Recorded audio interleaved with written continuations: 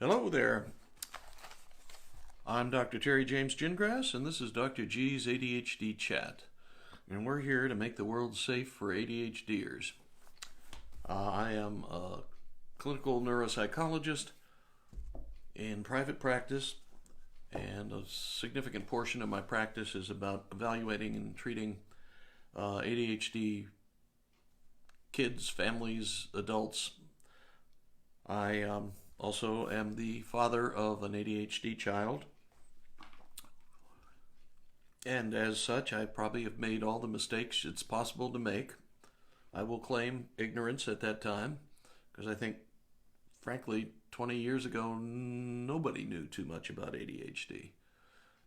In the interim, there's been just a massive amount of research and a whole bunch of new understanding, and of course, we've had some new tests that enable us to look at neurotransmitters in the brain and that sort of thing that we couldn't do even as little as 20 years ago.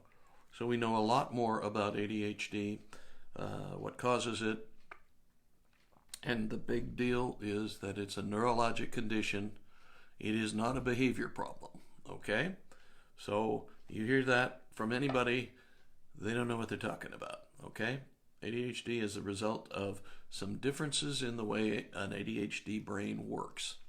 Not that it doesn't work reasonably well in most things in terms of intelligence and that sort of stuff, but there are some problems as a result of the way certain of the neurotransmitters do or do not work at the synapse level. And if you don't know what that means, it's pretty complicated, and the way a signal is sent in the brain is while it's within the axon of the neuron, it's electrical.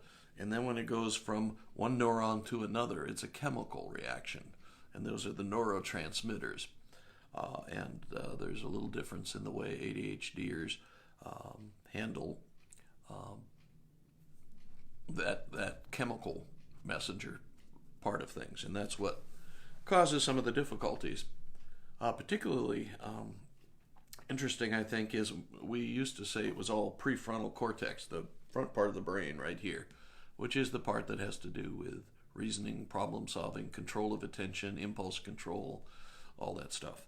But now we know also there's a piece in the brain called the corpus striatum that doesn't work as well in ADHDers, and the corpus striatum is kind of like the executive secretary, or I don't know what we're calling them nowadays, executive administrative assistant maybe, but it basically decides what information of the thousands of bits of information that are coming into the brain, which ones get sent on to the frontal cortex, to the front part of the brain, to have some action taken on it, or have some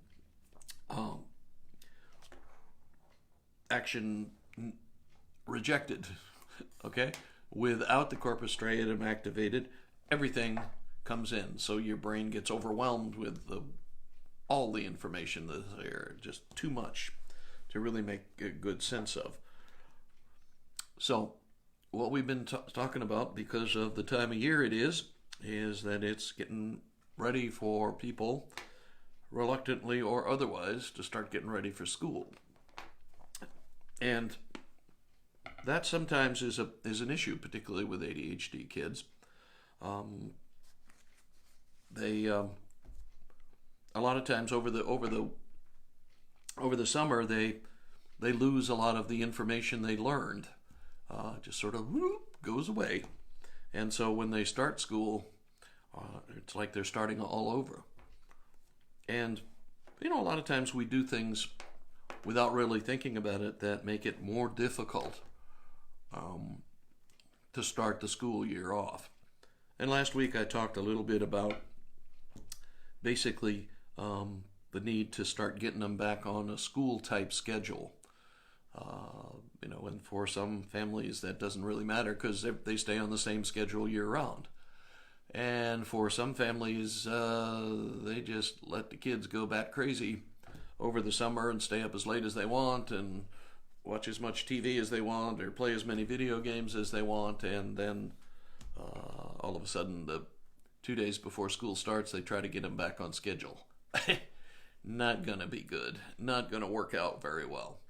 You need to start introducing them to a regular school type getting up time and all the rest of the activities that have to do with getting ready for school. I mean, I'm not saying they get dressed to go to school. I'm saying, though, that you start changing their getting up time from being totally whatever they wanted to, putting some restrictions on it. You need to be up by 7 in the morning, and so on, because otherwise you will have a real nightmare. The brain, the body, your body and your brain tend to want habits. They want routine. They want to know when it's time to go to bed. They want to know when it's time to get up. And if you change it around all over the place, you're going to have more troubles. If it's always pretty much the same time, you won't have difficulties, because eventually, even the most hard-headed person, it will adapt to the schedule. If there's no deviations from the schedule, but if you keep deviating, then they're not going to know what's really required, and therefore they're going to take longer to adapt and adjust. So you want that. We can call that the biorhythm part of things, because what you're doing is trying to get them back on with the biorhythmic patterns that are consistent with going to school, the ones they use 9 months out of the year.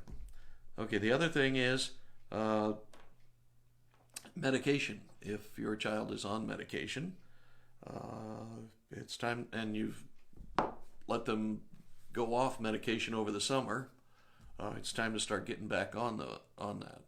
It's not that, well, depending on what medication you're using, I'm assuming most folks are looking at stimulants, and those, there's not a huge adaptation time, but there is some.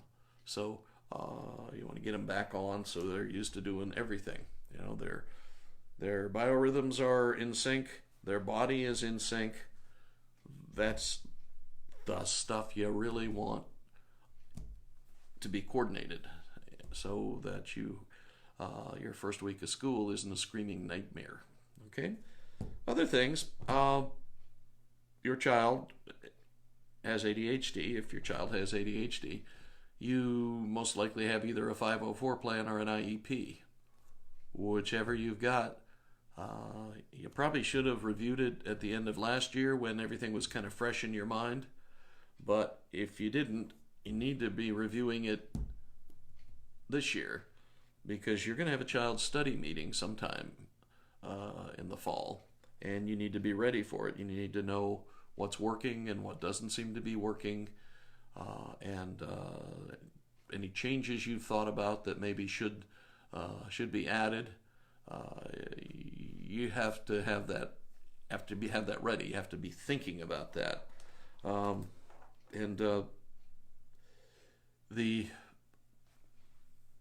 Some other things you need to be looking at are getting in contact with a teacher.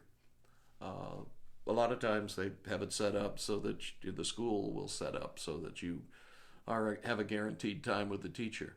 But if it doesn't, then you want to make sure that you get to his or her teacher as soon as you can, and explain to him what the situation is, what likely are going to be problem areas and what likely are not going to be problem areas, and what kind of signals or buttons are there that will cause difficulties. And you want to let them know not just what the problems are, but let them know also what his or her strengths are and what they really enjoy. Do they enjoy being helpful? Do they enjoy being in charge? Those kind of things. And, a creative teacher will figure out ways to have your child, lead the kids out to recess, or be at the front of the line going to lunch, or that sort of things that are, small changes for a teacher, but they are very helpful for your child. especially if your child is one of those that wants to be the leader. So it's real important that you have thought about this and that you let the teacher know. It's also important, and I haven't really talked about this much. I am a big fan of journaling. I journal myself.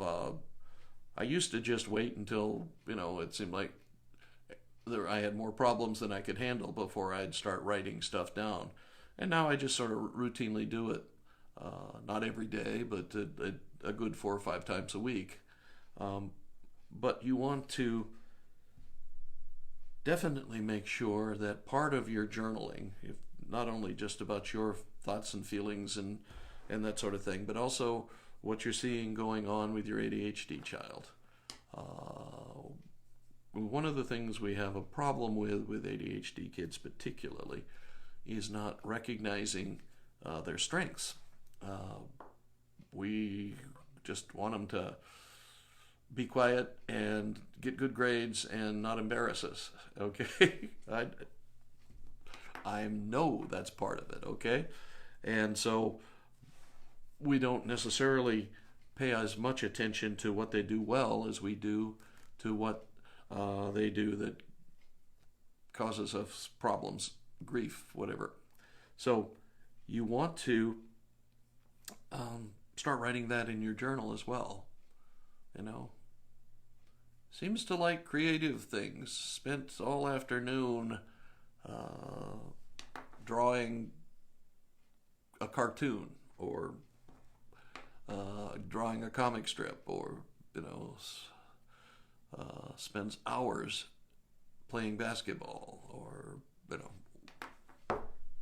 there are all kinds of strengths, and there are all kinds of areas of life where those strengths are more or less important. Like, I was just talking to a patient this week whose college is establishing an esports team. Now, you know what that is? Those are video gamers. And now they're going to be able to get scholarships, and they're going to be playing, and there are also all kinds of tournaments where they play for money. I am floored by this. I suppose it makes sense if you look at American culture and society, but it was like, I just never really considered that there would be money to be made playing video games, and here we are.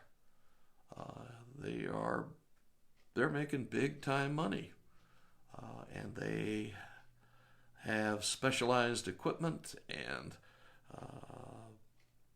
basically, apparently, what you need to have is lightning reflexes and really solid knowledge of whatever game you're playing. I don't know. I don't play video games, but the young man I was working with, he took grief most of his life from his parents for always playing video games. And then he went to college and he got a degree. But now it looks like he may make more money from his interest in video games than from his college degree. So I think as parents we need to recognize that we don't always know what's going to be a valuable skill in the future. I know there's all kinds of research on video games, and some of it just is impressive in the sense that it says, like surgeons, the ones who play video games are better surgeons, quicker, all the things that make a good surgeon. And I don't know what it says about pilots, but it would seem to me that it would be good for pilots and especially drone drivers, folks who fly drones. It would seem to me that if the video games are just a natural extension of what their daily job is. I don't know, but it makes sense to me logically. So anyway, be tracking your young man or young lady's strengths, And it doesn't have to be a Nobel Prize winning kind of strength. It could be just gets along well with others, as a natural born leader, buys and sells aggressively, and generally makes a profit, kind of thing. The idea is you need to keep track of that stuff, and because that probably is what he or she's going to end up doing in their adult life. And it'd be good for you to be on board with all that. Okay, the other kinds of things I can think of that would be good is, especially if your child is switching from one school to another, is to take a couple of trips to the school and just kind of look it over from the outside, even if you can't get in. And then make sure you go to the back to school night when they have that. That'll be real important. And again, it's another chance for you to interact with the teacher and express your expectations and concerns and that sort of thing. Speaking, I guess, as we were, of video games, there's another area that you want to look at, and that's what new tech stuff is there out there that can make your life easier. Okay, there's a whole wealth of things that can be helpful, of different kind of apps and equipment and sort of things that can be really good for your ADHD child. They'll help them keep track of time or get organized, that sort of thing. And the deal with an ADHD child is that you have to set it up for them individually. Okay, you have to. No other person can say, "Oh, this is a great thing. You should get this for your child." Your child may not want to use that particular app, or may not be comfortable with it. You need to, to check that out, because, I see a lot, especially well-meaning folks who want to help an ADHD child be better organized. And they develop this elaborate system of, building a list and evaluating the priorities and all that other stuff. And basically, it doesn't get used. You're not gonna take an obsessive system, an obsessive compulsive system, and stick it on an ADHD child. Typically, there'll be a few you can get away with doing that with, but most of them are not going to respond well to that. You need to be skilled enough, and I would recommend you find your friendly neighborhood psychologist to help you with that, to develop organizational systems that work for your child. I know we've talked about this some in other sessions, but it's like a lot of ADHDers are horizontal organizers. By that I mean they've always got piles. Every flat surface in their room has a pile of something on it. And it looks terrible if you're one of those people who uses file cabinets and does outlines and alphabetizes and all that kind of stuff. But remember, if it's not disorganized, if they can find what they're looking for in that pile, if they can, they have some kind of a system. But in general, a lot of times you'll find is that ADHDers, if they can't see it, it doesn't exist. So that's why they keep stacks and stacks of stuff. But usually there's some kind of organization system to it. It's not just a ever-expanding pile. It's that there's, they've got some things in this pile and some things in this pile over here, and if they know where stuff is, God bless them, and try to make it easier for them to do such. Those are the kiddos that you would be thinking about getting them clear plastic bins, so that they can still see it through the plastic. But that'll help them stay organized. Okay, and some other kids will like organize things by color. They don't use like, okay, I learned to outline, I learned to alphabetize, I learned to use file folders and file cabinets and all that stuff. And that's still pretty much the way I organize things. But some people do it by colors. For them, they're more comfortable knowing that red is arithmetic, and blue is history, or whatever. They can set up ways of organizing based on different colors and things. Hey, if it works, use it. Don't insist that they use the same system that you've been comfortable with. Get them a bunch of different colored pencils or labels, and go to town. So we've gotten your kiddo. We're getting his biorhythms back on a school schedule. We're getting his body back on a school medication schedule. We've reviewed the IEPs and the 504, so we're going to have a chat with the school and make sure that the accommodations they're giving are the ones we need. Then we're going to inform the teachers, and we're going to make sure he or she's comfortable with the school. We're going to visit if it's a strange school or if they've changed, from elementary school to middle school or whatever they're calling it in your area. So we're trying to make it as easy as possible. And we're also looking, like I said, you're journaling. I forgot that part. You're journaling and you're keeping track. You're actually monitoring what your kiddo's doing and keeping track of it. So in a couple of weeks, you can look back and say, "Ooh, yeah, look at that. That was important." And then finally, you're looking at the tech stuff, the new apps, the new technical devices that are coming out. A lot of those you'll find listed in Attitude Magazine. In the back few pages of that, they have a lot of different things that are helpful for ADHD. One that I've just gotten aware of is a thing called Time Timer, and it's at timetimer.com.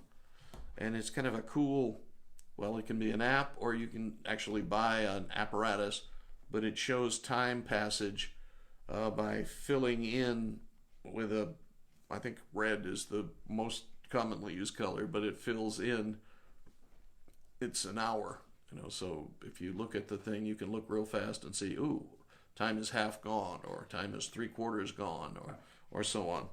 And so I was real interested in that because I thought that looked like perhaps a display that would catch more attention and be easier to read quickly if you use that rather than your kitchen timer or whatever. Because again, with your ADHD child, you're trying to emphasize passage of time because they don't have the same sense of time passage that folks without ADHD have. So you've got to help them with artificial means. Okay, well, that's pretty much what I got for getting back to school. There are some other things, of course, but and I'd be more than happy to talk about them. Just leave me a note, a little message at the bottom of this, down there somewhere. And we'll catch you next time. Remember, this is Dr. G's ADHD Chat, and we're trying to make the world safe for ADHD because we need creativity and the ability to see new solutions to problems in the world. Because Lord knows that the rate we're going back to the old solutions that didn't work the first time, we're going to need some new thinkers. And just remember, normal people don't change the world. So maybe your ADHD child's going to be the one that changes the world. Okay, I'm Dr. Terry James Gingrass. My website is terrygingrassphd.com. My book is ADHD Strategic Parenting, and that's available at Amazon. And We'll catch you next time, okay? Good talking.